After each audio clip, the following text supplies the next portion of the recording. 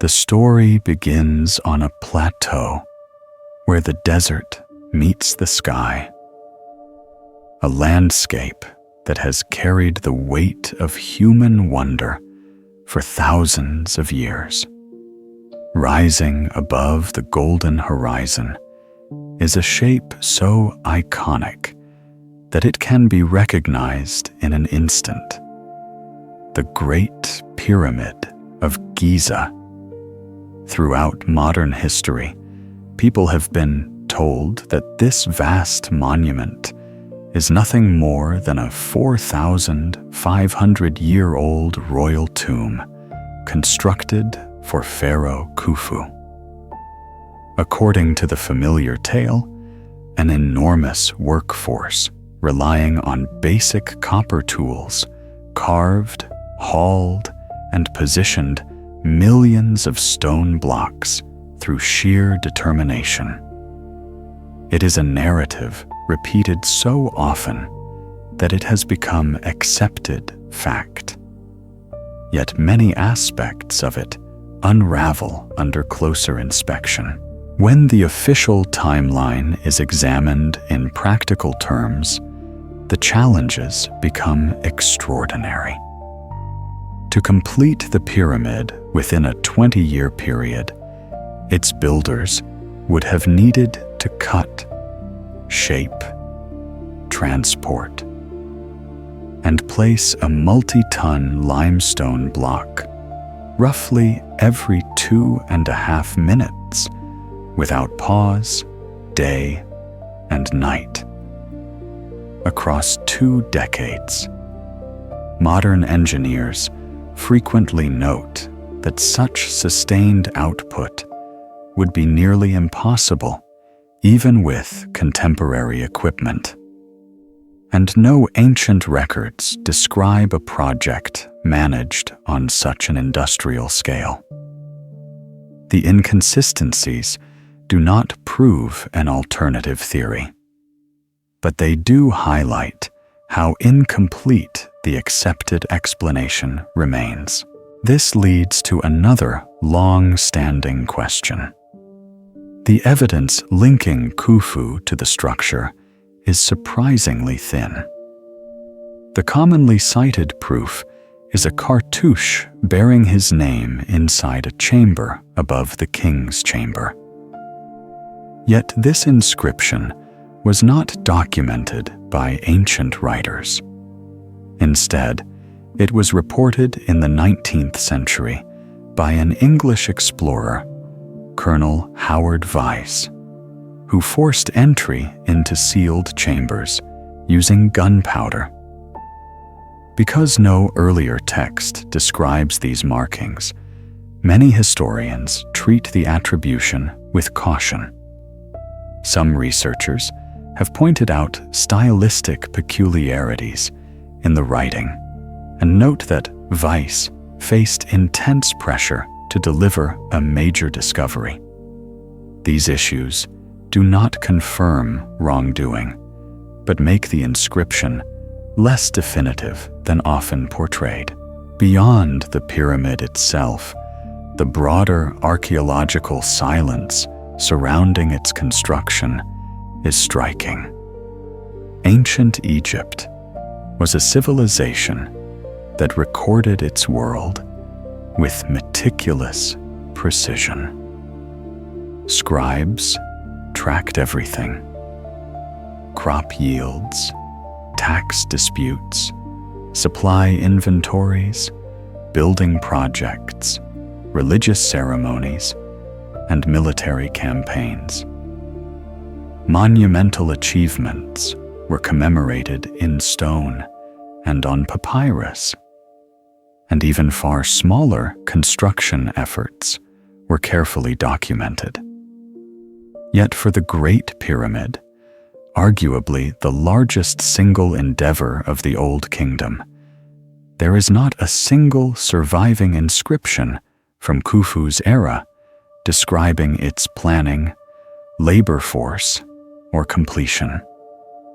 For a culture that celebrated its rulers through grand inscriptions, the absence is difficult to explain.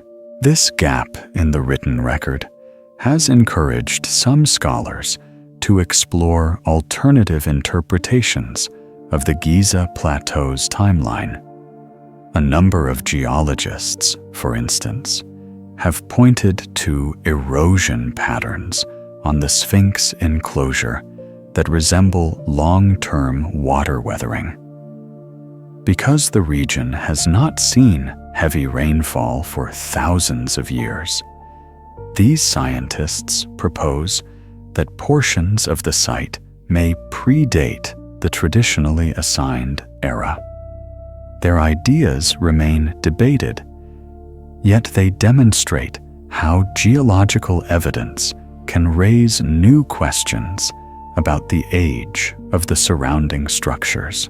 Astronomers have also examined the layout of the pyramids, noting that their arrangement bears similarities to the pattern of certain stars in the constellation Orion.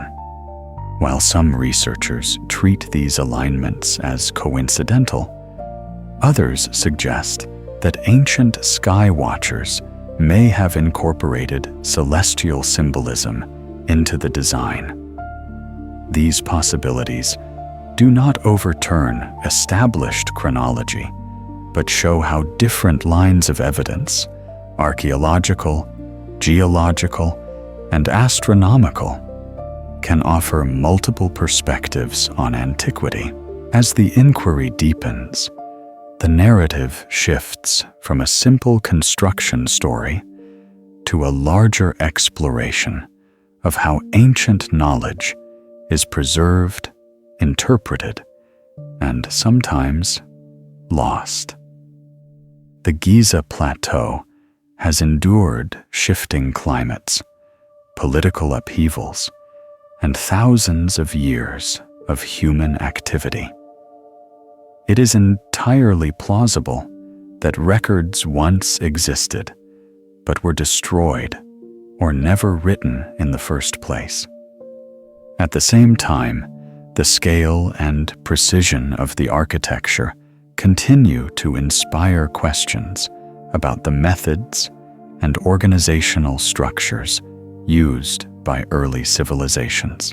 Imagining the landscape as it once was, perhaps bustling with workers, architects, and artisans, adds dimension to the puzzle. The desert wind would have carried the sounds of chisels, sledges, commands, and ceremonies. Whether the labor force numbered tens of thousands or operated in rotating crews, the coordination required would have been extraordinary. Standing before the finished monument today, it is easy to see why generations have tried to decipher its story. The Great Pyramid remains a testament to human ambition, regardless of the unresolved debates surrounding its origins. Whether built exactly as the traditional account describes, or shaped by a more complex interplay of historical forces, it continues to embody a chapter of civilization that invites examination without sensationalism. A monument of such scale demands careful investigation, open-minded interpretation, and a willingness to acknowledge the limits of what is currently known. The next part of this investigation opens like a scene from a historical drama, where an overlooked detail suddenly casts an immense shadow over the accepted narrative. A number of researchers have observed that the unusual errors in the disputed cartouche match almost precisely a set of mistakes found in a well-known Egyptology reference manual from the 19th century. This particular book was widely circulated during Colonel Howard Weiss's time and is documented to have been part of his personal library. Because of that connection, some scholars have suggested that an individual working under Weiss, or possibly Weiss himself, may have hurriedly reproduced the name of Khufu directly from the pages of that publication and brushed it onto the chamber wall in an effort to produce a triumphant discovery.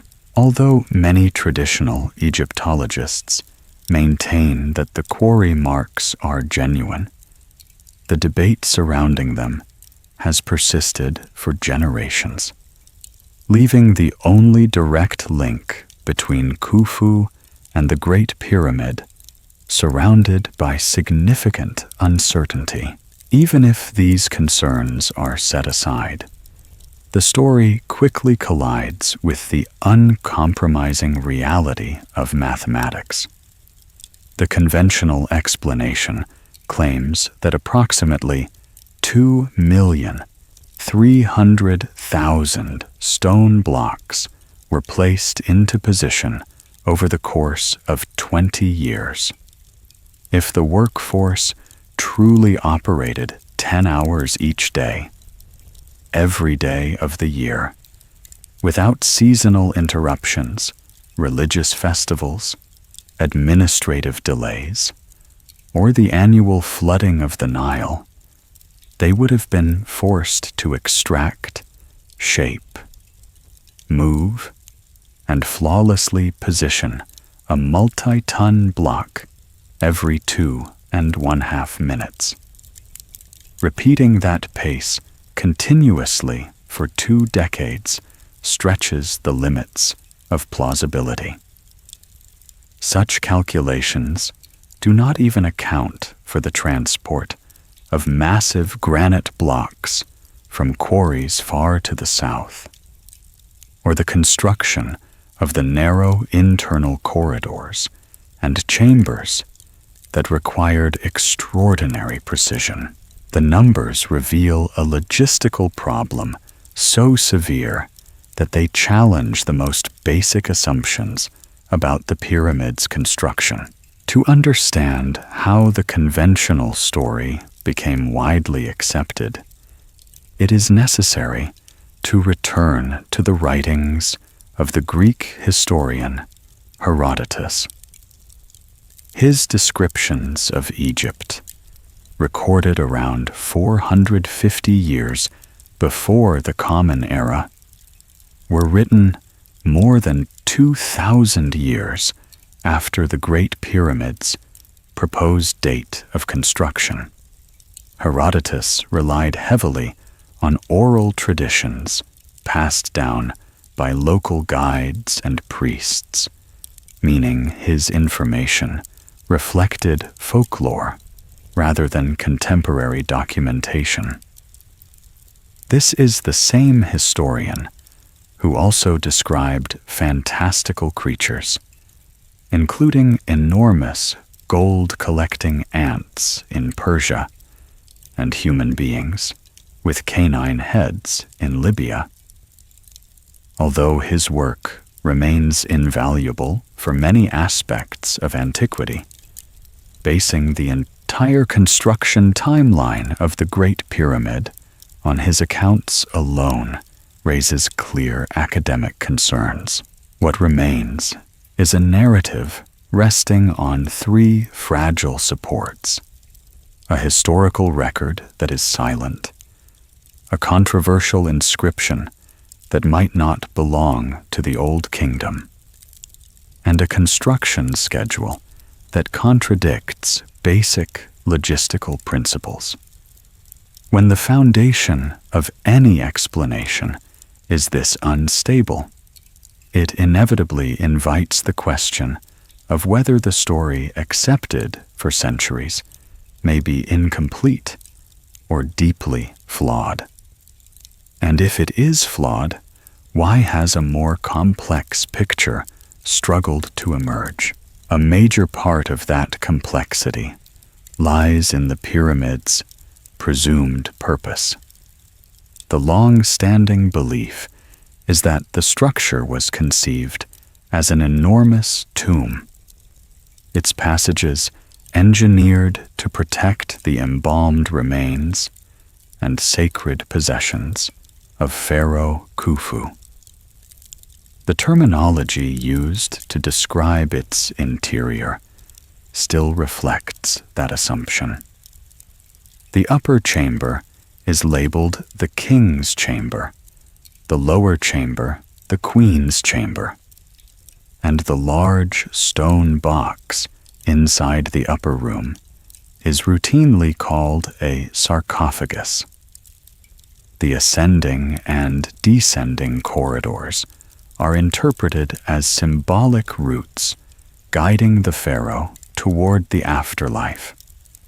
It is an interpretation that fits neatly into the broader framework of Egyptian funerary tradition. However, when the interior is examined on its own terms, a striking contradiction emerges. Over centuries of careful investigation, not a single definitive piece of evidence for a royal burial has been discovered within the Great Pyramid. No fragments of a mummy, no canopic jars that once held organs, no remnants of ceremonial furniture, and no traces of funerary treasure. This absence sharply contrasts with what is found in every confirmed royal tomb in Egypt. When Howard Carter uncovered the resting place of Tutankhamun, he encountered an overwhelming array of artifacts, from chariots to jewelry, all intact despite millennia. Even tombs that had been looted in antiquity continued to contain inscriptions, decorative scenes, and funerary objects that revealed their purpose. By comparison, the Great Pyramid is barren. Its inner walls are entirely without hieroglyphs or painted scenes.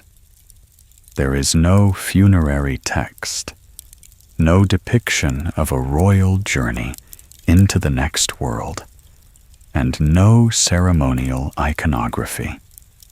For a civilization that lavishly decorated even modest burial chambers with detailed images and protective spells, this stark emptiness is an anomaly difficult to reconcile with the tomb interpretation. This puzzle does not provide definitive answers, but it shows how many aspects of the traditional explanation do not comfortably align with the physical, mathematical, or historical evidence. The resulting mystery is not a tale of hidden secrets for the sake of intrigue, but rather a reminder that the ancient world often operates beyond the boundaries of our familiar narratives.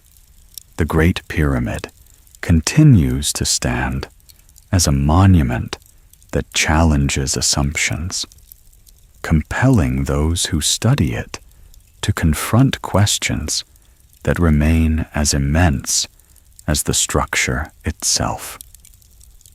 This chapter enters the heart of the monument, where the atmosphere shifts from sunlight to stone shadow, and the enigma of the structure grows even sharper. While other Egyptian tombs are overflowing with artwork and inscriptions that declare the identity and triumphs of the ruler within, the interior of the Great Pyramid is stripped of every decorative layer. Its walls carry no scenes of royal life, no funerary texts guiding a pharaoh into eternity, and no carved proclamations celebrating the reign of Khufu. The chambers are entirely bare, marked only by smooth plains of stone that feel more mechanical than ceremonial. Compared with the elaborate burial traditions of the Egyptian elite, this stark emptiness is astonishing. Egyptian monarchs were known for promoting their divine authority through inscriptions carved on nearly every available surface. For a king believed to possess a godlike status, constructing the most ambitious stone structure of the ancient world without a single inscription to honor his memory runs counter to everything known about royal expression and political identity in the Old Kingdom. The mystery deepens with the granite box located in the upper chamber, often referred to as a sarcophagus. The designation, however, is based on assumption rather than consistent archaeological evidence. The box itself is surprisingly rough in quality. It shows uneven marks that resemble the traces of simple cutting tools, and the surfaces lack the polished refinement typically associated with royal, funerary craftsmanship. In Egyptian tradition, sarcophagi were masterpieces of stonework, decorated with symbolic reliefs and shaped with meticulous care. This granite container resembles none of these features. Its unfinished appearance contrasts dramatically with the precisely finished walls that surround it. Another problem becomes apparent when the dimensions of the passageways are compared with the dimensions of the box. The granite container is slightly larger than the corridor leading to the chamber, which strongly implies that it was placed there before the surrounding masonry was completed. This raises a troubling question. Why would builders intentionally seal such a crude, undecorated object inside the structure during construction, especially if it held immense spiritual significance? Historical accounts add further complications.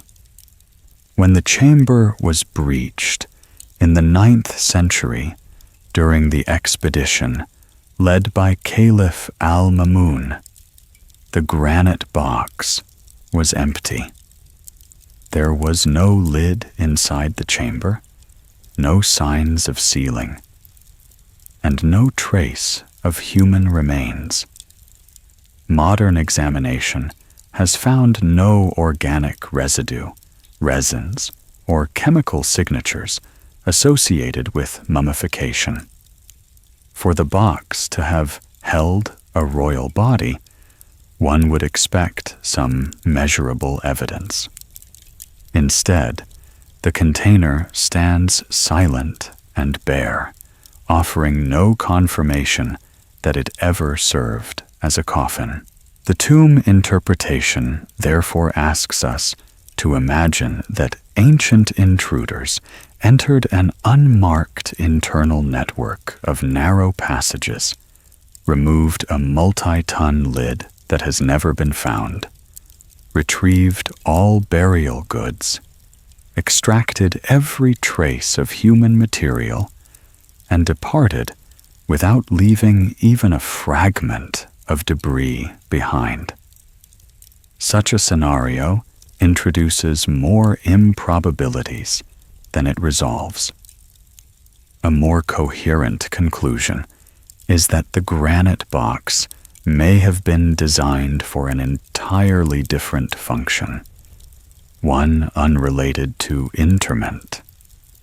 Its true purpose remains unknown, but its physical features do not align with the expectations of a royal burial.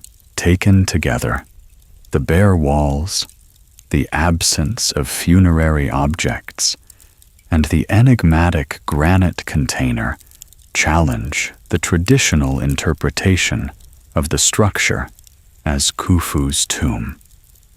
The Great Pyramid lacks the defining characteristics of every confirmed burial site from pharaonic history. Instead, its precise geometry, acoustic qualities, and strict architectural symmetry suggest a purpose that remains outside the scope of conventional explanations. Even if these questions regarding purpose are momentarily set aside, we are confronted by a deeper and potentially more formidable puzzle: the construction itself. The familiar account describes thousands of workers shaping limestone with copper chisels, dragging massive loads on wooden sledges, and hauling them up earthen ramps. While this image has become an iconic portrayal of ancient engineering, it becomes increasingly strained when examined in scientific terms. The foundation of the pyramid exemplifies the problem. The monument sits on a platform exceeding 13 acres, and the surface is level within an error margin of roughly 1 inch from corner to corner. Achieving such precision across a rocky plateau requires surveying skills that rival modern standards.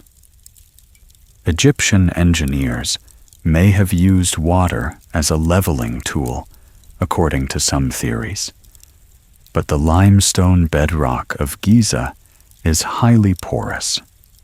Maintaining a stable, water-filled basin over such an area would have required its own major construction effort, and there is no physical evidence that such a basin existed on the plateau. The alignment of the structure introduces an even more impressive accomplishment. The sides of the pyramid are oriented almost perfectly toward the 4 cardinal directions. The deviation from true north is extraordinarily small, less than 1/15th of a degree, far exceeding the precision commonly achieved by pre-modern societies.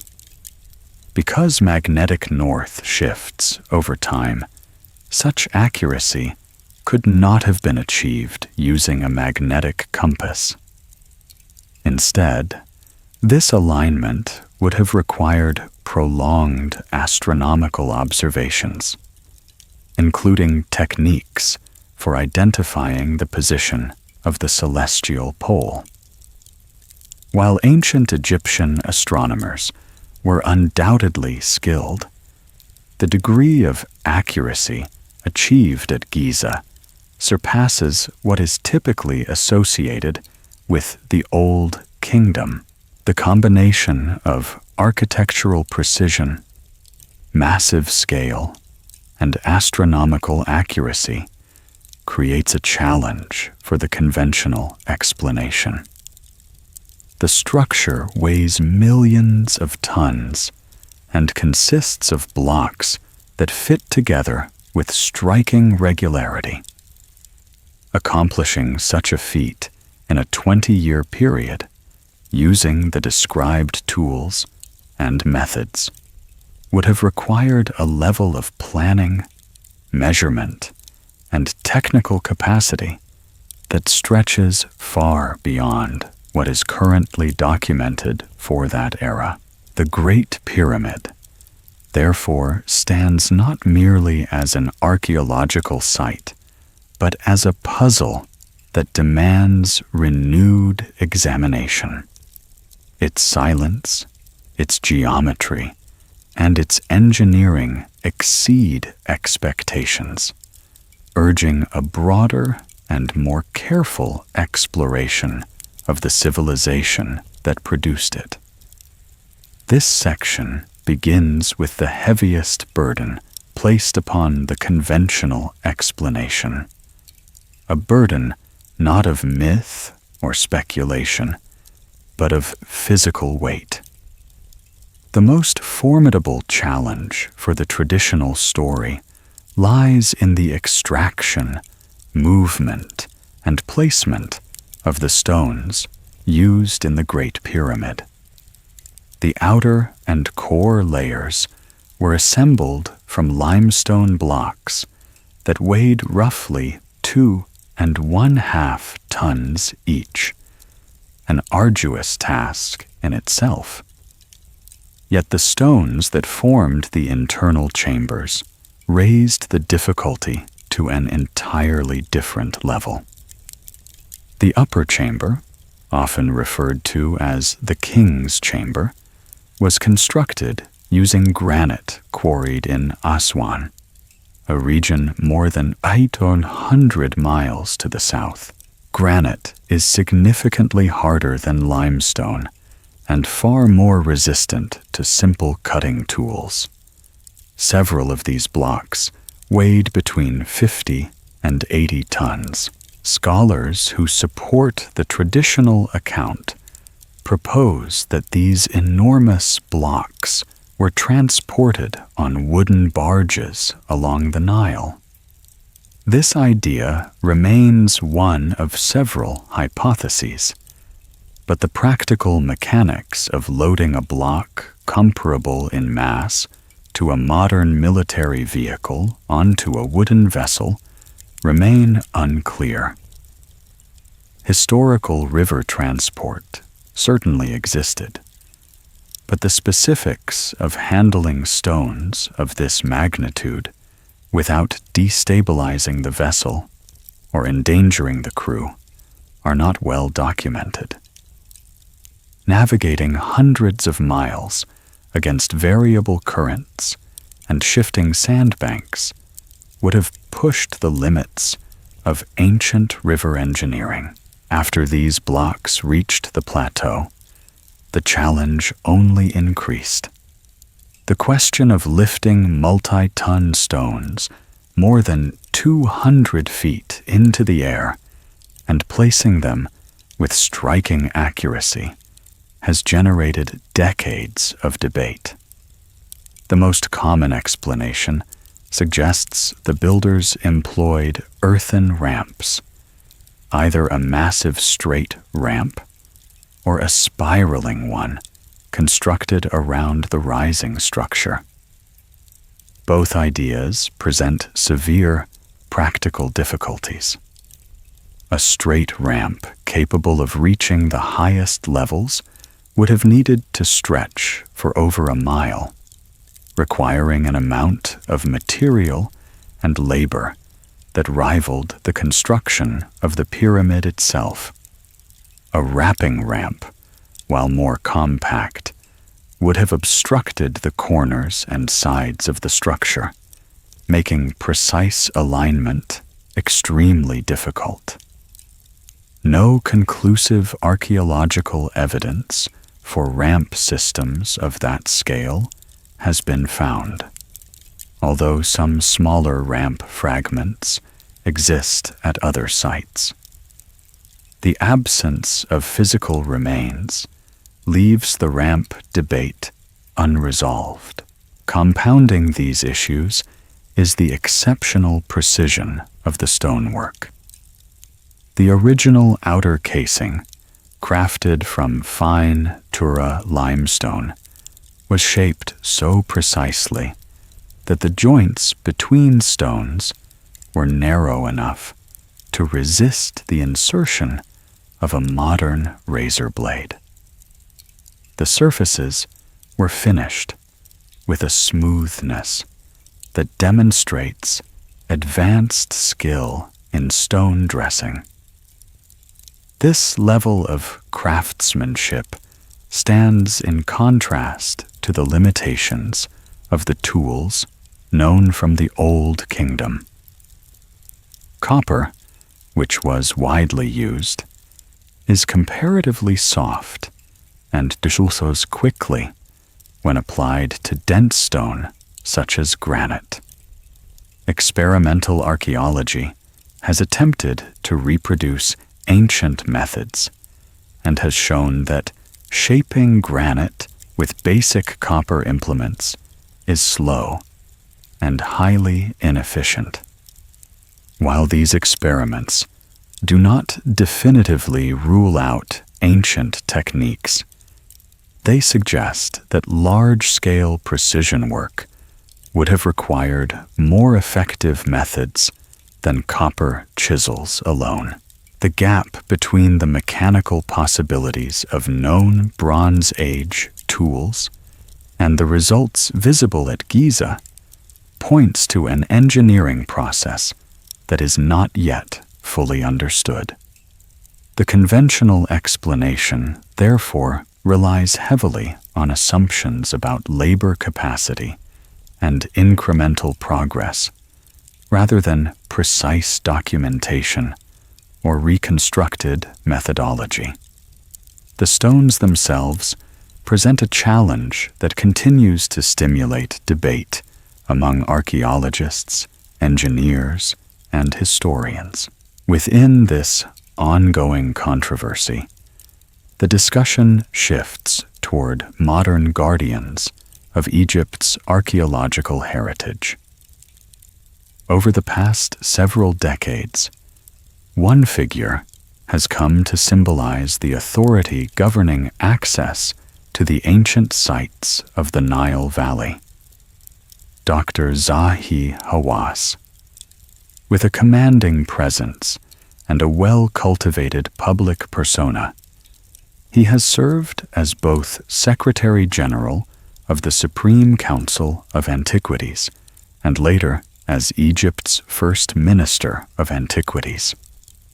In these roles, he held significant influence over excavation permits, research approvals, and public communication about archaeological discoveries.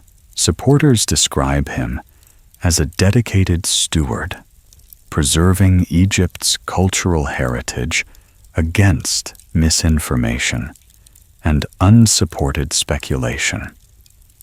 He has emphasized the importance of maintaining rigorous academic standards and preventing unsubstantiated theories from overshadowing verified historical evidence. However, a number of independent researchers and scholars have raised concerns regarding the centralization of authority in the hands of a single individual. They argue that such concentrated power can create barriers for alternative interpretations and restrict scientific inquiry, especially when proposed ideas challenge long-established frameworks. Dr. Hawass has consistently advocated for the traditional understanding of the pyramids as royal tombs constructed by skilled Egyptian laborers during the Fourth Dynasty, using methods consistent with the tools and technologies documented from that era. He maintains that the established chronology and architectural purpose are supported by decades of excavation and study. Critics counter that his strong adherence to conventional explanations can make the academic environment resistant to new perspectives, even when they stem from measured scientific investigation. This tension between established scholarship and emerging inquiry forms a backdrop to the larger mystery of Giza. The questions surrounding the stones, the transport systems, and the technical capabilities of the builders remain active areas of research. Regardless of the differing viewpoints, the Great Pyramid endures as a monument that challenges modern understanding, requiring interpretations grounded in evidence while remaining open to discoveries that have yet to be made. This chapter moves deeper into the political landscape surrounding the study of ancient Egypt, a landscape shaped not only by stones and inscriptions, but also by modern personalities who influence what stories are allowed to reach public view. Over the years, numerous researchers have encountered significant resistance when attempting to explore ideas that challenge the accepted framework. The list of projects delayed, hindered, or abruptly stopped under the authority of Dr. Zahi Hawass has grown long enough to raise serious concern among scholars. When geologist Robert Schoch and writer John Anthony West presented geological observations suggesting the Sphinx enclosure showed signs of much older water erosion, their work was largely sidelined by institutions that followed Hawass's lead. Later, when theorist Robert Bovell introduced the Orion correlation hypothesis, arguing that the pyramid layout might reflect a pattern of stars from a far earlier era, he was met with public criticism that effectively isolated him from mainstream discussion. A consistent pattern emerges. Proposals reinforcing the conventional Fourth Dynasty timeline tend to receive support, while those exploring the possibility of older cultures or unrecognized technological sophistication are dismissed before proper examination. This behavior indicates something deeper than protecting heritage from speculative claims. It points toward an effort to maintain control over which narratives are permitted to exist. In a well-known televised exchange with author Graham Hancock, Dr. Hawass responded to an alternative interpretation with the statement, "The theory is closed. I closed it, and I am going to close it." This was not the language of an academic encouraging open inquiry. It resembled the authority of someone who views the historical record as a finished script rather than a field of active investigation. Such leadership has shaped an environment of caution and self-censorship within Egypt's archaeological community. Many inspectors and specialists who have dedicated their careers to studying ancient structures choose to remain silent about their uncertainties. They fear that expressing curiosity about unconventional data might jeopardize their ability to work at the sites they have spent their lives hoping to understand. As a result, independent inquiry becomes constrained by professional risk rather than evidence. Supporters of Hawass argue that his strict stance is a defense against sensational theories that frequently appear in popular culture. In a world where imaginative ideas about extraterrestrial visitors and mystical energy devices circulate freely, they contend that skepticism is essential. However, the actions attributed to Hawass often extend far beyond healthy critical evaluation.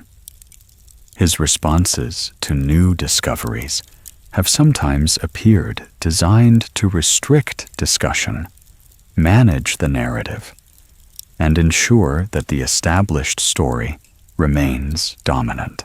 This leads to a broader question. Is the resistance to unconventional interpretations motivated by a desire to protect archaeological truth? Or does it stem from a need to preserve professional reputations established on long-standing assumptions? Revising the past can unsettle decades of scholarship, challenge educational material, and reshape national identity.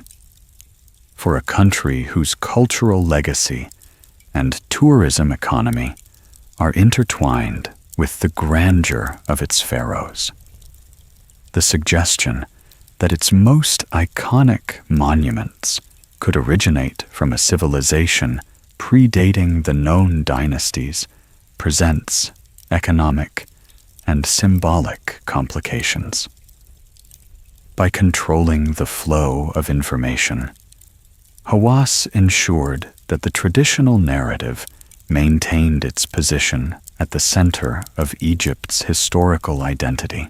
Despite these efforts, the monument itself has begun revealing features that strain the boundaries of the established account. Modern technological investigations have uncovered puzzling details inside the Great Pyramid, offering physical evidence that invites reconsideration.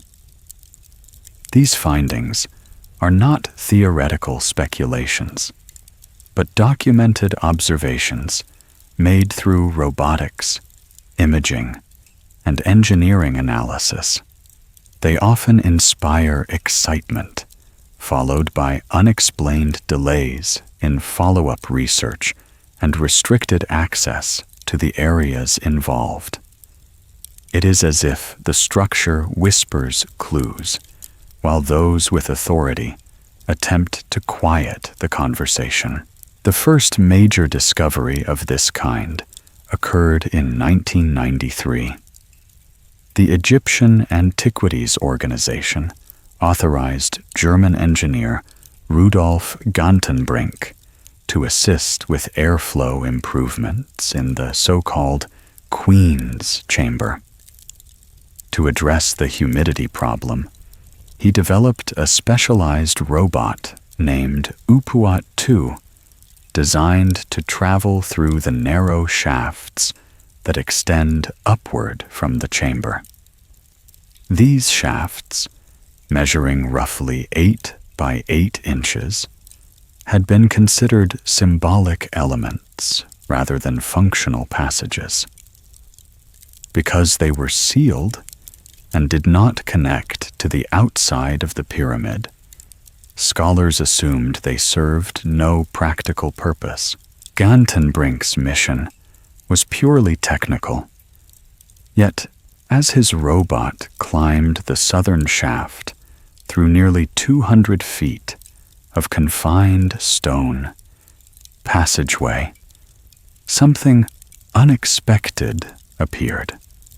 The camera transmitted an image of a carefully crafted limestone block sealing the end of the shaft. The block was smooth, well-shaped, and fitted with 2 small copper elements that resembled handles or pins. The presence of metal in this context was highly unusual, since metal objects inside the Great Pyramid are extremely rare. The discovery suggested a deliberate design choice rather than a structural leftover. The find attracted international attention. Researchers speculated about what might be concealed behind the limestone block. Perhaps a sealed chamber, an inscription, or some architectural feature that could help clarify the monument's purpose. Yet just as Gantenbrink prepared to investigate the northern shaft and continue his analysis, his project was abruptly stopped. The Egyptian authorities withdrew his permit, and the significance of the block was publicly minimized under statements asserting that the copper fittings carried no meaningful importance. For almost 10 years, the mystery remained unresolved. Questions grew, but progress stalled, while researchers around the world waited for an opportunity to continue the work. Finally, in 2002, a new team received limited permission to drill a small opening through the limestone block under carefully controlled conditions for a televised investigation broadcast by National Geographic. The next sequence of this unfolding mystery begins with global anticipation, focused on a single opening barely wider than a human hand. When a fiber optic camera was carefully inserted through the small, drilled hole in the limestone block at the end of the southern shaft, the world waited to see what secrets the Great Pyramid might finally reveal. Instead of definitive answers, the camera exposed a new layer of questions. Behind the first barrier was a small cavity, silent and empty. And at its far end stood another sealed limestone block. This second obstruction appeared rougher in workmanship, as if intended to be the final termination point of the passage. The investigation halted once more, and decades later, that second doorway remains undisturbed. A similar sealed block discovered in the northern shaft has likewise been left unexamined. The official stance has long been that further intrusion might compromise the structural integrity of the monument, a concern that carries legitimate weight. Yet the repeated pattern is difficult to overlook. Allow just enough access to spark worldwide interest, then immediately restrict deeper exploration. This rhythm of revelation and retreat inevitably raises a troubling question. What possibility lies beyond those doors that authorities are hesitant to confront? A far more dramatic development emerged in 2017. An international research group known as the Scan Pyramids team employed a cutting-edge, non-destructive technique called muon radiography to peer into the structure. Muons, produced when cosmic rays interact with the upper atmosphere, continuously pass through the Earth's surface. Because they penetrate dense stone, they can be used to map hidden spaces inside massive constructions with remarkable accuracy. After months of data collection, the team identified a large, previously undocumented cavity located above the Grand Gallery, the longest known corridor in the pyramid. This newly discovered space, referred to as the Big Void, is substantial, more than 100 feet in length, and comparable in volume to the Grand Gallery. The finding represented the most significant internal discovery at Giza in more than a century, and demonstrated conclusively that the Great Pyramid still contains unknown architectural elements.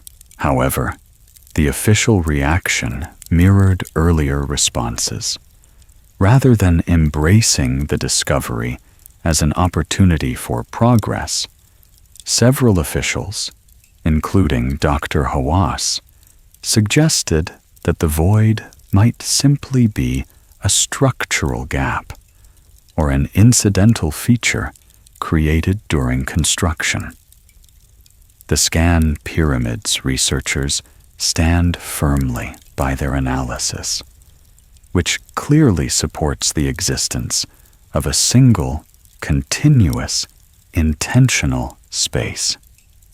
Yet repeated proposals to insert a small endoscopic camera through an existing joint or crack to examine the void have been denied. The sealed blocks and the vast internal cavity are physical facts recorded by modern instruments, not conjecture. Together, they raise possibilities incompatible with a straightforward tomb interpretation. They point toward an interior of far greater complexity, possibly reflecting functions or design intentions yet to be identified. Despite this, many gatekeepers seem uninterested in pursuing the implications. A short distance from the Great Pyramid stands another monument, whose origins and purpose continue to inspire debate: the Great Sphinx. Hewn directly from a natural limestone outcrop, the monument combines the body of a lion with a human head and is deeply embedded in Egypt's cultural identity. The widely accepted view, presented in textbooks and on tours, attributes its creation to the pharaoh Khafra around 2,500 years before the Common Era. The argument rests largely on stylistic similarities between the Sphinx's face and known statues of Khafra, as well as the proximity of the accompanying temple, built from limestone blocks extracted from the Sphinx enclosure itself. For many decades, this attribution was broadly accepted. However, an unconventional researcher named John Anthony West challenged the assumption after revisiting a little-known theory from the mid-20th century. West observed that the weathering patterns across both the Sphinx's body and the enclosure walls differed sharply from the erosion seen on other structures at Giza. While the pyramids display clear signs of wind-driven abrasion, resulting in crisp horizontal striations, the Sphinx and its surrounding rock show deep vertical channels and softly rounded contours. To West, these forms resembled the effects of water erosion, specifically prolonged exposure to heavy rainfall. Because the Giza Plateau lies within the Sahara, one of the driest regions on the planet, this observation introduced a profound contradiction. To evaluate the idea scientifically, West partnered with Dr. Robert Schoch, a geologist from Boston University. Schoch approached the problem strictly as a geological investigation, without any commitment to alternative historical models. After a detailed on-site evaluation, Schoch concluded that the erosion features indeed closely matched patterns associated with precipitation, rather than wind and sand. The vertical channels suggested runoff that had flowed repeatedly over the rock face for an extended period. According to Schoch, no combination of desert processes could account for these features. They pointed to climatic conditions far wetter than those present during the Old Kingdom. This geological assessment created an extraordinary chronological dilemma. If the erosion on the Sphinx was caused by sustained rainfall, the monument would have to date back to a period when the region experienced a significantly wetter climate, thousands of years before the accepted timeline of Khafra. The possibility that the Sphinx might predate dynastic Egypt challenged established assumptions not only about the monument itself, but about the origins of civilization on the Nile. This clash between geological evidence and conventional chronology has remained one of the most contested debates in modern Egyptology. It highlights a broader theme in the story of Giza. The monuments continue to present physical evidence that complicates the traditional narrative, while the institutions tasked with studying them often hesitate to follow the evidence wherever it leads. The next stage of this story shifts from geology to the deep past, widening the chronological lens in search of an era that could explain the dramatic water erosion on the Sphinx and its enclosure. To understand whether heavy rainfall ever shaped the Giza Plateau, geologist Robert Schoch examined the region's climatic record. The period associated with Khafra, around 2,500 years before the Common Era, was as dry as the modern Sahara. Rainfall intense enough to carve vertical channels into limestone had not fallen on this landscape for millennia. To locate a time when such precipitation was possible, Schoch had to reach back far beyond the conventional dates assigned to the monument. From this analysis emerged a provocative implication.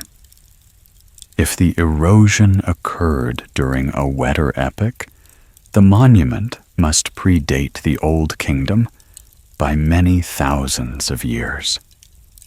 Such a conclusion would place its creation in what archaeologists classify as prehistory, a time when humanity is traditionally assumed to have lived in small, mobile groups without the resources or knowledge to build large stone monuments. John Anthony West and Robert Schoch therefore proposed a hypothesis that challenged the traditional view. The original sculpture may have been carved by an earlier, now lost culture. According to this idea, the monument was likely shaped as a lion, matching the constellation of Leo during the corresponding astronomical age. When the dynastic Egyptians later rose to power, they would have encountered an already ancient monument weathered by centuries of exposure and partially buried by drifting sand. They may then have reshaped the eroded head into the likeness of one of their rulers, potentially Khafra, and constructed their own temples around the pre-existing structure. This scenario would explain the unusual proportions of the statue, in which the head appears notably small compared to the massive lion-like body.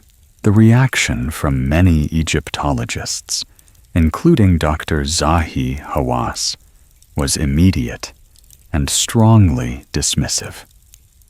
Explanations offered to counter the geological findings included ideas such as erosion from Nile flooding or degradation caused by softer limestone layers. However, these explanations have been criticized by geologists, who note that the elevation of the Sphinx enclosure rules out floodwaters, and that the same stone layers appear on nearby monuments without showing the same weathering pattern. During a debate hosted by the American Association for the Advancement of Science, a significant number of geologists supported Schoch's interpretation as consistent with known rainfall erosion. Egyptologists, however, largely relied on traditional archaeological dating and remained unwilling to reconcile the geological data with their established timeline. The implications of the geological evidence were profound. If correct, the Sphinx would stand not as a creation of the Fourth Dynasty, but as a relic of a much older chapter of human history. This possibility suggests that dynastic Egypt inherited aspects of a deeper cultural legacy, rather than initiating every monumental tradition on the plateau. The investigation then broadens to include the sky itself, because ancient Egyptians incorporated celestial patterns into their religious and architectural symbolism. Their calendars, rituals, and mythology were intimately connected to the sun, moon, and stars.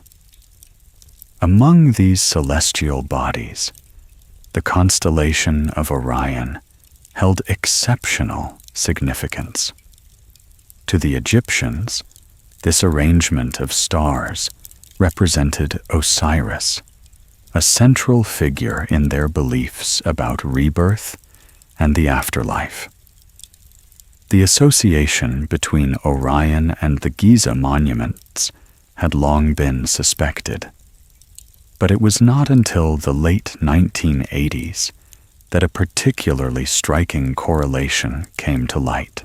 Robert Bovell, an engineer and writer who spent much of his early life in Egypt, made the connection while studying the night sky. Observing the 3 stars that form Orion's belt, he noticed a pattern that mirrored the ground layout of the 3 pyramids at Giza. 2 bright stars align along a diagonal, while a 3rd dimmer star is offset slightly to the side. The pyramids follow the same configuration. The larger structures associated with Khufu and Khafra align along a diagonal, while the smaller Menkaure pyramid sits offset in a similar position to the star Mintaka. The resemblance was compelling, but insufficient on its own. Bovell turned to astronomical modeling to determine whether the match was intentional or coincidental. Because Earth's axis slowly wobbles over a roughly 26,000-year cycle. The positions of stars relative to the horizon change gradually in a phenomenon known as precession. This motion acts as a slow celestial clock. Bauval tested the alignment across thousands of years using astronomical software that calculated the position and angle of Orion's belt as it crossed the meridian at its highest point. As he moved backward in time, the angle continued to shift. Past the era of the pharaohs, past the earliest recorded dynasties, and further still, the position of the belt changed steadily. Then, around 10,500 years before the Common Era, the alignment reached a remarkable state. At that moment, the angle at which the three stars crossed the meridian matched the ground plan of the three pyramids with striking precision. The correlation appeared so exact that it suggested deliberate design rather than chance. Bauval's work suggested that the builders of Giza may have encoded celestial information into their monuments, creating a terrestrial reflection of the heavens. Although this idea remains debated, it introduces a multi-layered perspective on the relationship between sky and stone. The combination of geological and astronomical data presents a challenge to the conventional narrative, implying that the origins of the Giza complex may be rooted in a far deeper and more intricate past than previously assumed. This next part of the narrative turns its focus toward the night sky, where ancient patterns of stars may hold the key to understanding the origins of the Giza monuments. When Robert Bauval continued his astronomical reconstruction back to the year 10,500 before the Common Era, another extraordinary alignment appeared. At that distant moment, the Milky Way arched overhead in a position that precisely matched the winding course of the Nile River below. The Egyptians regarded the Milky Way as a celestial river, calling it the winding waterway. And this parallel between the heavens and the earth formed a second layer of cosmic symmetry. The Giza Plateau itself also contained features that strengthened the pattern. Several of the smaller structures surrounding the three main pyramids appeared to correspond to other stars associated with the constellation Orion. Taken together, the entire site resembled a carefully constructed stellar diagram, a landscape-scale reflection of the sky. The Sphinx introduced yet another striking element.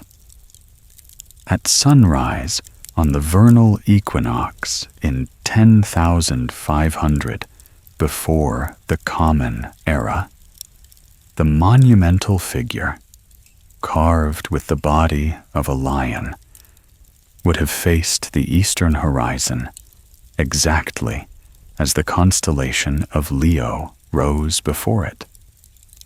The result was a moment of profound symbolic coherence, a lion-shaped monument gazing toward the lion-shaped constellation, while behind it the pyramids replicated the pattern of Orion's belt. Bauval's astronomical date, found through entirely separate methods, aligned with the geological time frame reaching back to the same ancient era. Two different disciplines, astronomy and geology, were now suggesting an origin far older than the traditional chronology.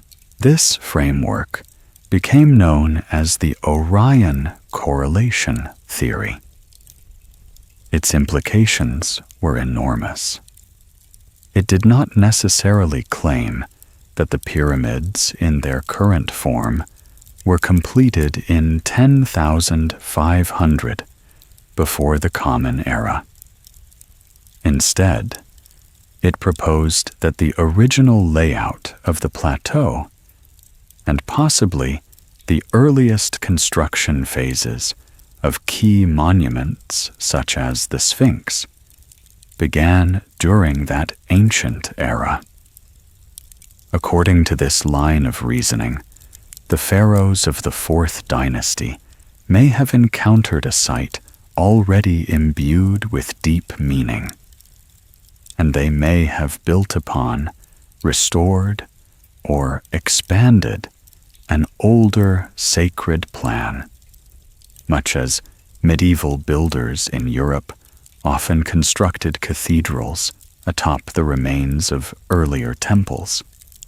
This view could reconcile the presence of Old Kingdom markings, such as the quarry inscriptions attributed to Khufu, with the overwhelmingly older astronomical and geological timelines.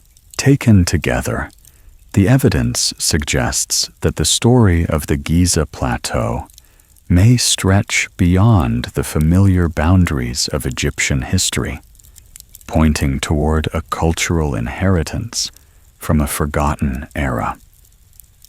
Yet, astronomical alignments and erosion patterns are only part of the puzzle.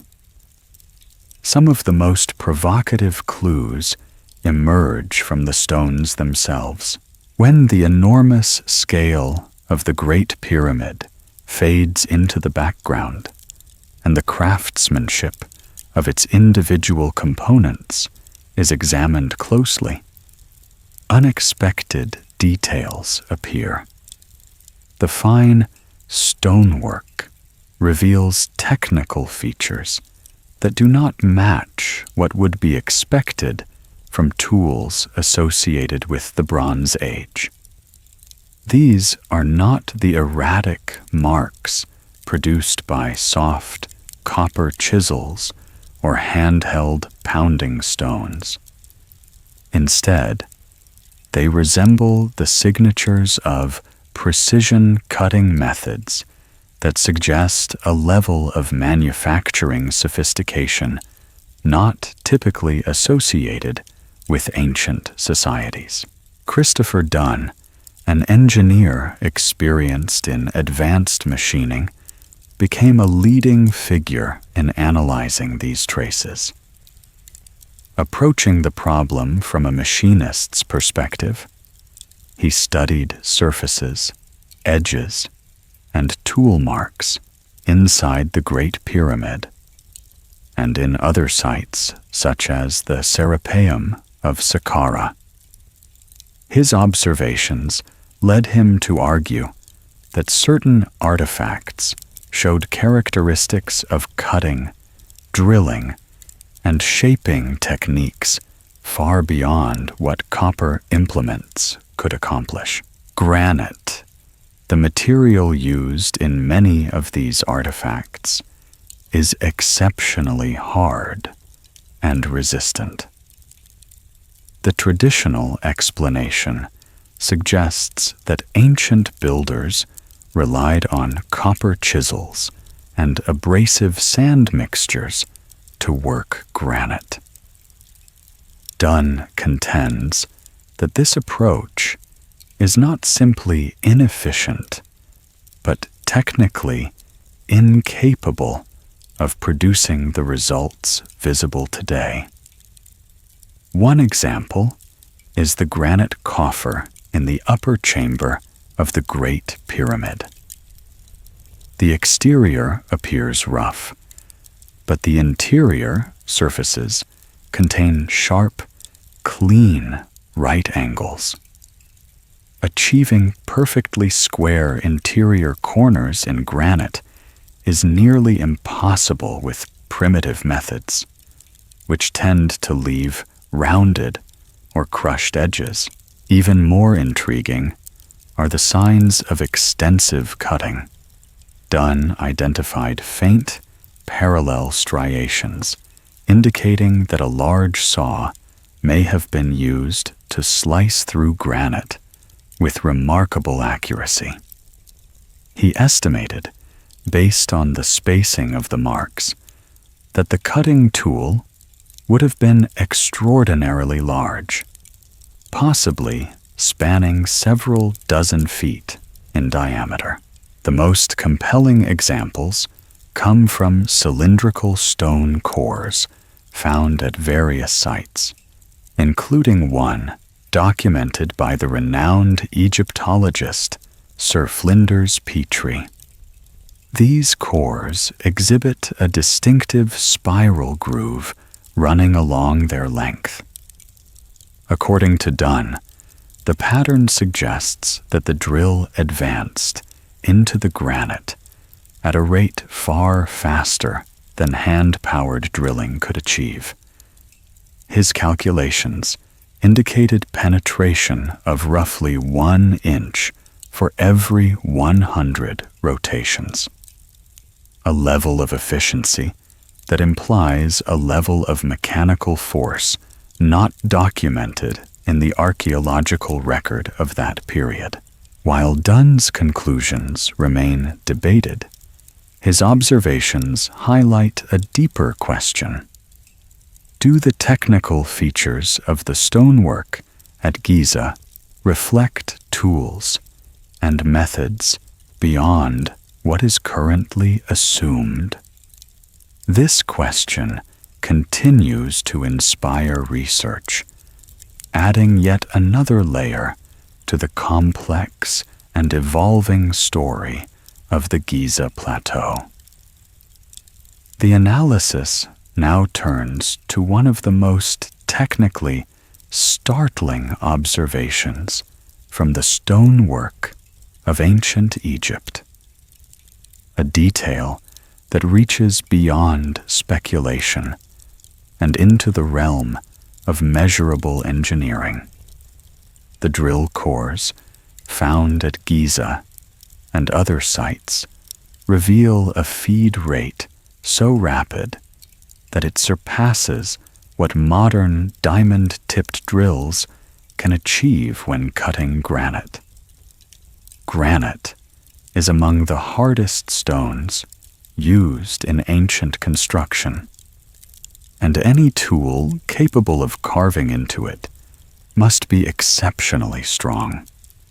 To bore a hole of the size seen in the archaeological record, the bit would need to be more than 1 1/2 inches thick. Yet the rate at which the drilling advanced, judging by the spiral groove preserved in the extracted cores, was hundreds of times faster than what contemporary equipment typically produces. Achieving such penetration in granite would require immense downward pressure combined with extremely high rotational speed, forces that are impossible to generate with a simple hand-powered bow drill. The device often depicted in Egyptian iconography. Christopher Dunn identified another important clue by examining the spiral groove itself. The groove was noticeably deeper in the softer feldspar crystals and shallower in the harder quartz crystals. This arrangement opposes what would occur if abrasive sand were responsible for the cutting. Abrasive materials tend to embed in the softer portions of the stone, shielding them from wear while grinding down the harder sections. The observed pattern matches what happens when a high-speed mechanical cutter encounters areas of differing hardness. The tool slows as it meets the tougher quartz, reducing the depth of the groove. This subtle variation supports the argument that a powered cutting device, rather than a simple abrasive slurry, shaped the stone. Dunn extended his investigation beyond drill traces. He also studied the surfaces of granite artifacts, including the interior of the granite coffer in the upper chamber of the Great Pyramid. Using precision instruments such as straight edges and mechanical gauges, he identified surfaces that were flat to within 0.002 of an inch. This degree of accuracy is classified as optical flatness. Producing such uniformity on a small metal component in a modern factory requires specialized machinery. Achieving it on a multi-ton block of granite would demand an equally specialized process. Traditional explanations, involving dolerite pounding stones followed by sand grinding, inevitably create uneven surfaces marked by bruising, convexity, or concavity. The planar finish observed in the pyramid's granite components does not match these expected outcomes. Instead, it resembles the results of guided, high-energy machinery, similar in concept to large industrial planers or grinders. These patterns appear throughout the stonework. Perfectly planar surfaces, sharply defined internal corners, and cores bearing evidence of rapid drilling are visible in multiple locations. Regardless of how scholars interpret these traces, the physical evidence demonstrates a level of precision that conflicts with the limitations of Bronze Age technology. The builders were not simply breaking stones with elementary tools. They were shaping them with a level of control and power that suggests advanced methods not preserved in the surviving historical record. The convergence of geological observations, astronomical alignments, and engineering analysis points toward an interpretation that challenges the traditional timeline of ancient Egypt. The idea is not rooted in myth or extraterrestrial intervention, but rather in the possibility of an early human civilization that possessed a higher degree of technical knowledge than previously assumed. This concept forms the foundation of the research presented by writers such as Graham Hancock.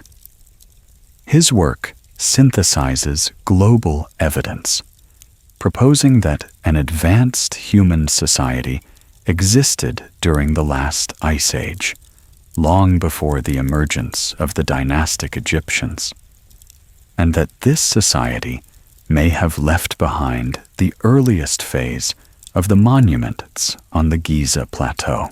Hancock's hypothesis is grounded in the climatic turmoil known as the Younger Dryas, a period of abrupt global temperature change between approximately 10,800 and 9,600 years before the Common Era. This era was marked by extreme environmental instability, including massive flooding, widespread fires, and the collapse of ecosystems that supported large Ice Age mammals. the cause of this upheaval remains debated.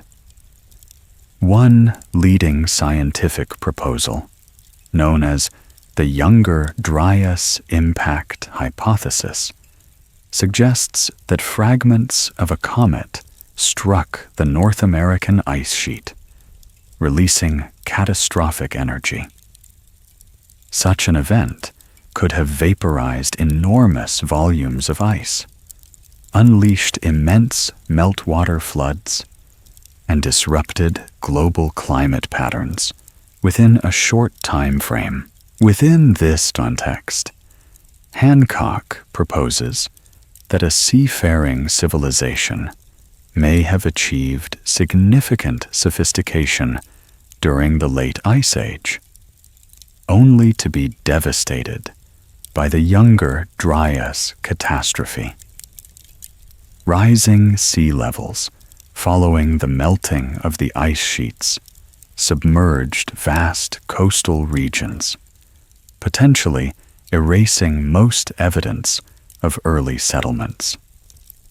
Geological records indicate that sea levels rose by roughly 400 feet during the transition out of the Ice Age, enough to drown any coastal cities that may have existed.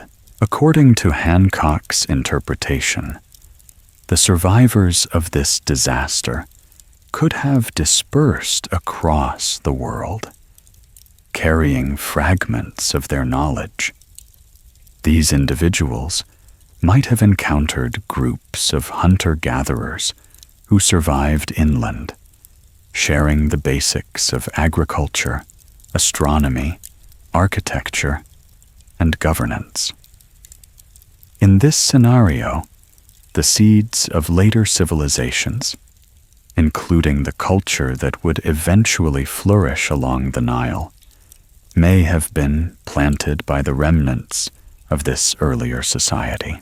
Although the concept is controversial and not accepted by mainstream archaeology, it combines multiple lines of evidence that continue to provoke debate.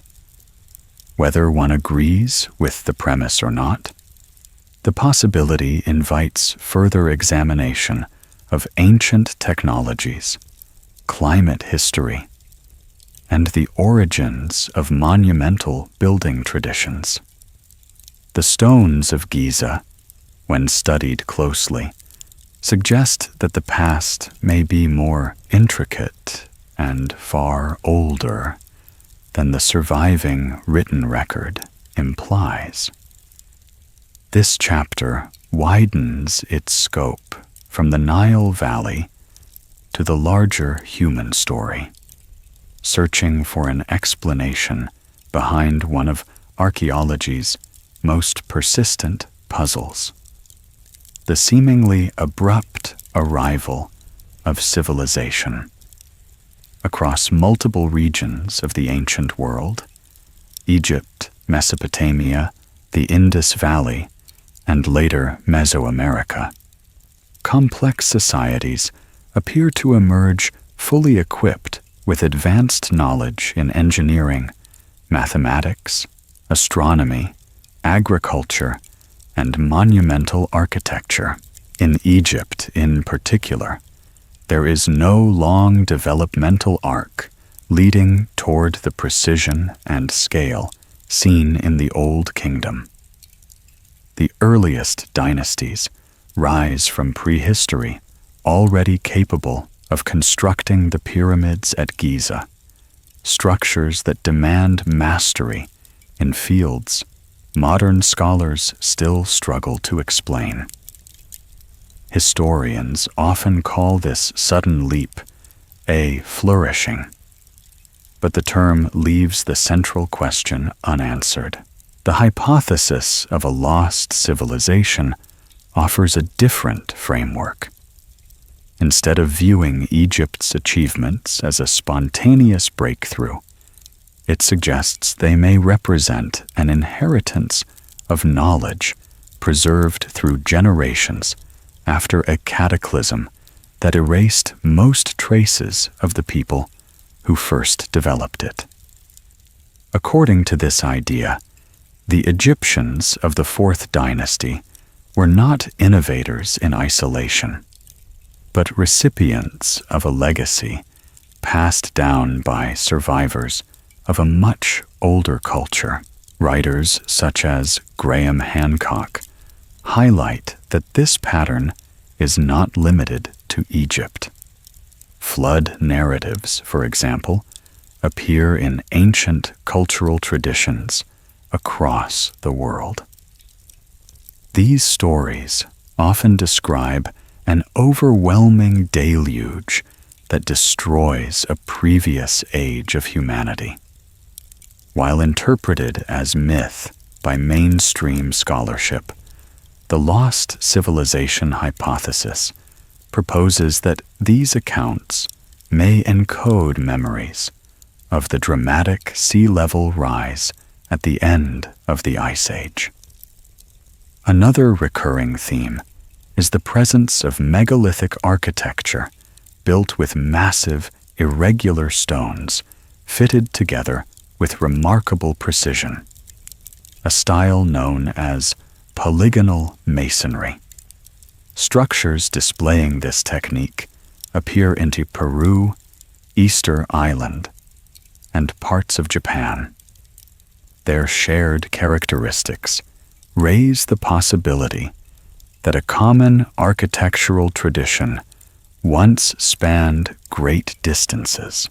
Within this global pattern, the Giza complex stands as a monumental centerpiece. Its astronomical alignments and geological signatures, pointing to the era of the Younger Dryas cataclysm, suggest that it may preserve the remnants of an earlier civilization. In this view, the plateau could represent a message carved into stone, a memorial to a world destroyed by climatic upheaval rather than a sudden achievement of the Fourth Dynasty. This interpretation does not rely on extraterrestrial intervention. It attributes the accomplishments to human beings, highly capable, inventive, and organized, living in an era far older than conventional timelines recognize. It challenges the assumption that civilization is a steady upward progression. Instead, it proposes that human history may move in cycles, rising to great heights before being disrupted by natural disasters. The faint echoes of this proposed earlier culture appear not only in the monuments of Egypt, but also in distant lands. When the archaeological record is re-examined with this perspective, a pattern takes shape. Giza is not an isolated anomaly. It is part of a broader constellation of megalithic sites that exhibit similar technological mysteries and chronological difficulties. These locations collectively point to a sophisticated tradition that predates the cultures usually credited with such achievements. One of the most remarkable pieces of this puzzle lies far from Egypt, in southeastern Turkey, at a site known as Göbekli Tepe. Revealed in the 1990s, the complex transformed the scholarly understanding of early human society. It consists of multiple circular structures composed of enormous T-shaped limestone pillars. Some of these pillars stand more than 18 feet tall and weigh up to 20 tons. Many are decorated with detailed relief carvings depicting animals such as lions, foxes, spiders, and vultures, with an artistic sophistication once thought impossible for the era. Radiocarbon. Dating of organic material found within the layers of the site places Göbekli Tepe at approximately 9,600 years before the Common Era. This position situates it at the end of the Younger Dryas period, the same time frame proposed by Hancock for the collapse of the earlier civilization. In chronological terms, Göbekli Tepe predates Stonehenge by roughly 6 millennia and stands thousands of years older than the Great Pyramid as traditionally dated. The implications are immense. Conventional archaeology has long held that complex architecture could not exist without settled agricultural societies. In that framework, agriculture is the prerequisite, and monumental construction follows much later. Göbekli Tepe challenges this sequence entirely. It demonstrates that large, organized groups of people capable of quarrying, transporting, and sculpting massive stones existed long before the accepted beginning of agriculture. Rather than simple foragers, the builders were skilled artisans with an understanding of design, coordination, and symbolic expression. This reversal of the expected order, monumental architecture preceding agriculture, forces a reconsideration of the foundations of human civilization. It suggests that the people of this era possessed abilities far beyond what traditional models allow. And when viewed alongside the evidence from Giza, Göbekli Tepe appears less like an isolated wonder and more like one of the surviving footprints of a much older cultural horizon. If a forgotten civilization truly existed before the rise of the known ancient world, its presence may still be detectable in the scattered monuments, myths, and enigmas that have endured despite the passage of millennia.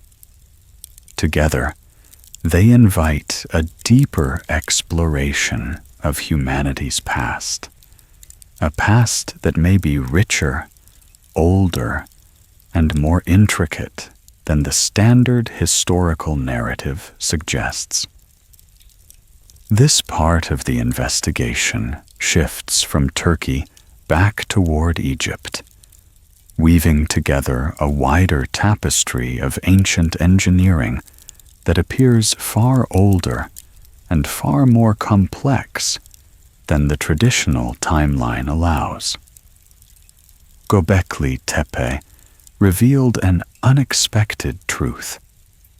Monumental architecture may have preceded agriculture, reversing one of archaeology's most established assumptions. Some researchers now propose that the need to feed the large, organized workforce responsible for constructing the site may have been the very force that pushed its builders to develop early farming practices. In other words, the temple came first, and agriculture followed. A complete inversion of the accepted model.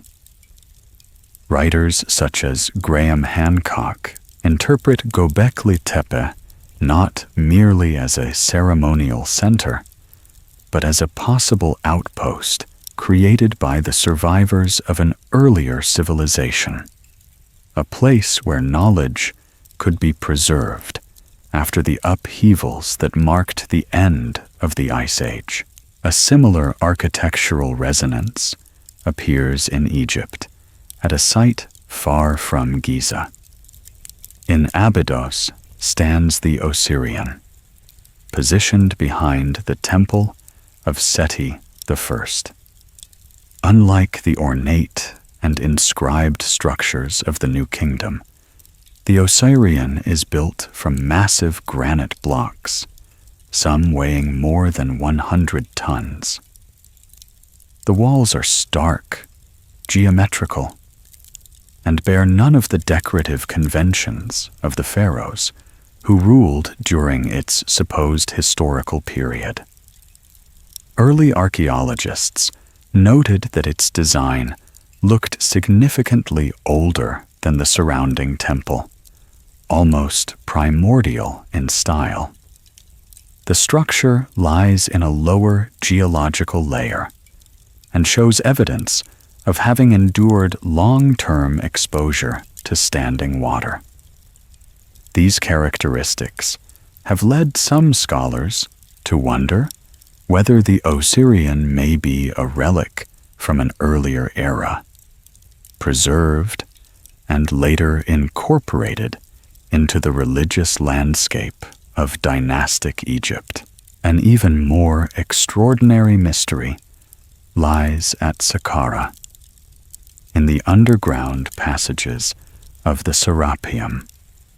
Within its dim corridors stand 25 enormous granite boxes, each carved from a single block and weighing around 70 tons, paired with lids approaching 30 tons. Their surfaces are polished to an astonishing flatness, with geometric precision measured in fractions of a millimeter. The interior corners are perfectly squared, an accomplishment exceptionally difficult to achieve in granite. The mainstream explanation identifies them as burial containers for sacred Apis bulls, yet only a handful contained remnants, and the sheer mass of these boxes exceeds what that function reasonably requires. Christopher Dunn, applying his background as a precision engineer, studied these boxes and concluded that their manufacture would be beyond the capability of the tool sets typically associated with Bronze Age Egypt. To him, their characteristics resembled resonance chambers or industrial surface plates rather than coffins. Regardless of their intended function, the craftsmanship embedded in these massive artifacts suggests an engineering tradition that does not fit neatly within the established chronology. Similar anomalies appear well beyond the Nile Valley. The immense foundation stones at Baalbek in Lebanon, some weighing more than 800 tons, and the polygonal walls of Sacsayhuaman in Peru, constructed from enormous stones fitted with uncanny precision, demonstrate architectural methods that challenge conventional interpretations of pre-industrial engineering.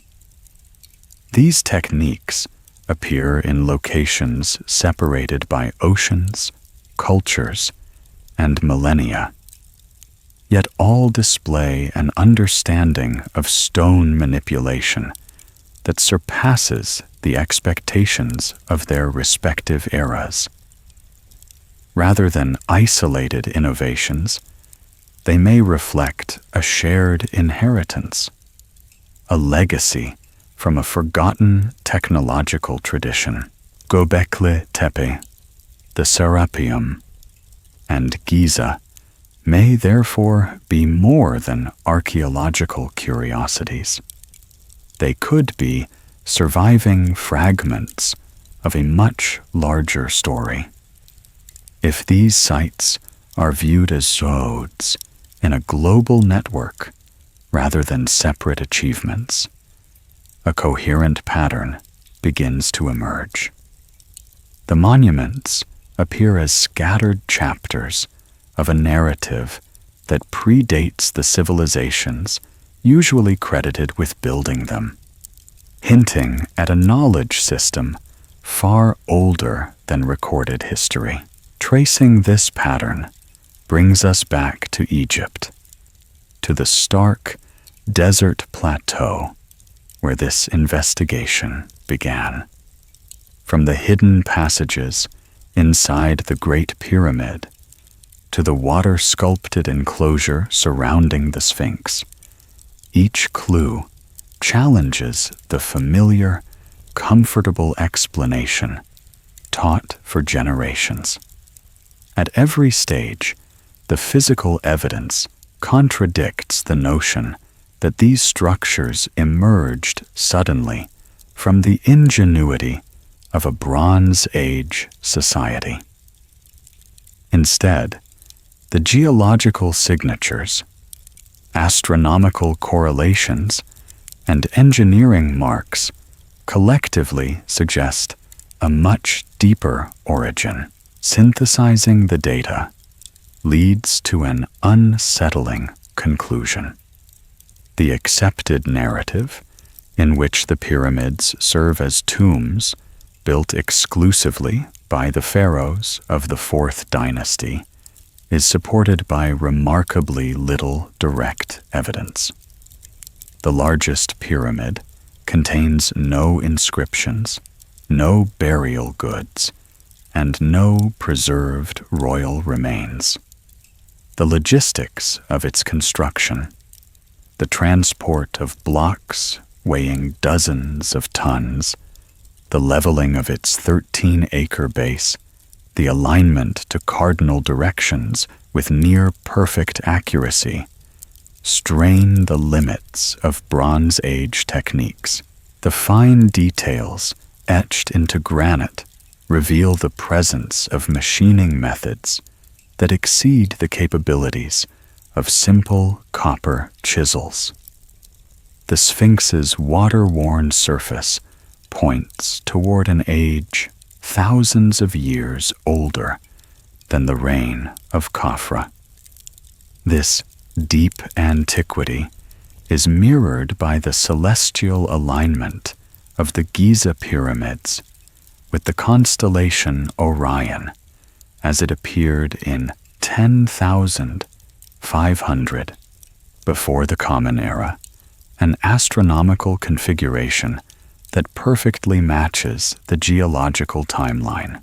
Taken together, the clues form a coherent and provocative picture. The monuments of Egypt may not mark the beginning of civilization, but rather the remnants of a story whose earliest chapters have been lost to time. This final chapter widens the lens one more time, drawing a line that stretches from Giza across continents and epochs, connecting it to a constellation of ancient sites that defy conventional historical models. Göbekli Tepe, the Serapeum, and other megalithic locations share the same troubling features. Engineering precision that seems out of place in their assigned eras, and radiocarbon dates that push human sophistication far beyond the accepted timeline. When examined together, these anomalies form a narrative that differs dramatically from the one taught in academic institutions. Instead of a world where civilization arose slowly and independently in scattered regions, the evidence suggests the remnants of a far older and more technically capable culture, one that may have been devastated by the climatic chaos at the end of the last ice age. This interpretation paints a sweeping alternative story, a tale of a forgotten golden age that once spanned parts of the planet. It is a story that many find more compelling and more awe-inspiring than the familiar version it challenges. Yet, despite the mounting data, these ideas often encounter fierce resistance from established scholars. Why do figures such as Dr. Zahi Hawass and other influential voices seem determined to shut down debate? Why do sealed shafts remain unopened and hidden? Chambers remain unexamined. The roots of this resistance run deep, tangled in professional structures, personal identity, and the way institutions maintain their authority. For more than a century, the entire framework of Egyptology and much of ancient history has relied on the chronology currently in place. University departments, academic careers, and government programs have been built on this foundation. Acknowledging that the pyramids could be thousands of years older, or that the Egyptians inherited rather than invented their technological mastery, would destabilize the intellectual architecture of the discipline. It would mean that generations of respected scholars had misinterpreted some of the most fundamental aspects of their field. The hesitation is not necessarily rooted in conspiracy. It is a deeply human response to paradigm shift. When an entire worldview is threatened, the first impulse is often to defend the existing framework rather than reconstruct it. National pride further complicates the issue. The pyramids are central to Egypt's cultural identity, symbols of continuity that link modern citizens with the legendary pharaohs. Suggesting that these monuments were the work of a culture predating dynastic Egypt can be perceived as diminishing this heritage. From this perspective, the active gatekeeping by officials such as Hawass may be viewed as an effort to protect the country's historical legacy from what they see as destabilizing interpretations. But beneath these institutional and cultural concerns lies something more profound. Our understanding of ancient history shapes how we view ourselves. The traditional timeline depicts humanity as a species slowly climbing from primitive origins to modern complexity.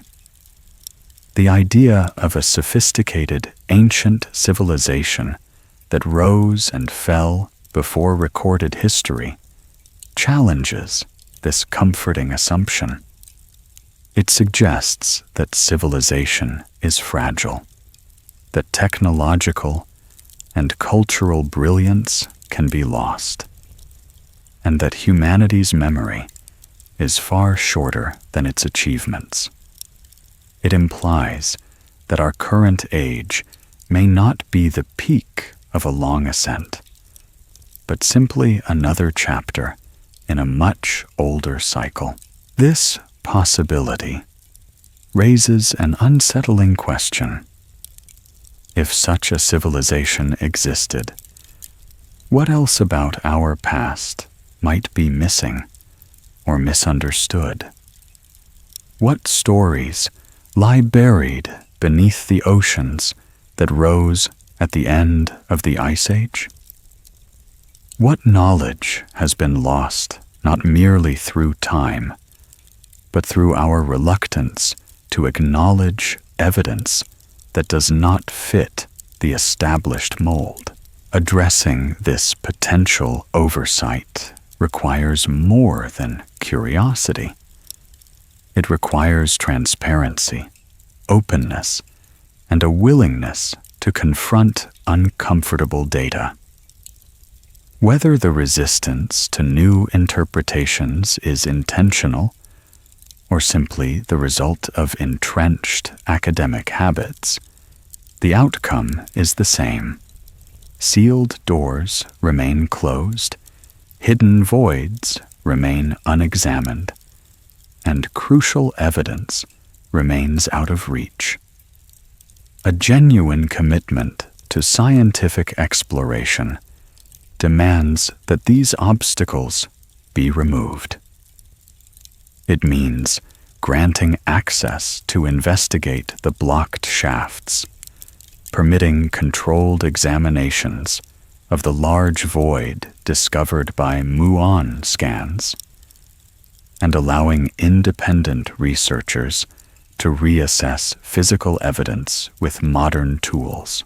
The secrets within the Great Pyramid are not merely details of ancient engineering. They speak to the broader question of what humanity is capable of achieving, and how much of that ability can be lost. Discovering the truth behind these enigmas does not only refine the historical record, it expands our understanding of human potential and resilience. As this journey draws to a close, the story of Giza emerges not as a neat historical chapter, but as a living investigation. Each new discovery deepens the mystery rather than resolving it. We now stand at the threshold of a past far older, more intricate, and more enigmatic than previously imagined. The evidence urges us to move beyond the simplified narratives inherited from the 19th century and embrace a more nuanced, expansive view of human history. This re-evaluated narrative suggests that we may be the descendants of a civilization whose memory has been nearly erased. The inheritors of knowledge transmitted across generations from survivors of a global disaster. These possibilities prompt questions as monumental as the pyramids themselves. Who planned a celestial blueprint on the Giza plateau 12,500 years ago? What techniques allowed them to shape granite with extraordinary precision? What wisdom did they attempt to safeguard in stone, knowing that their world was collapsing? And perhaps the most pressing question: what causes modern gatekeepers of antiquity to resist investigating these possibilities with full transparency? The search for answers is not simply academic curiosity. It is a journey into humanity's forgotten origins. Reconstructing this lost chapter requires courage. Courage to examine evidence without bias. Courage to question established ideas.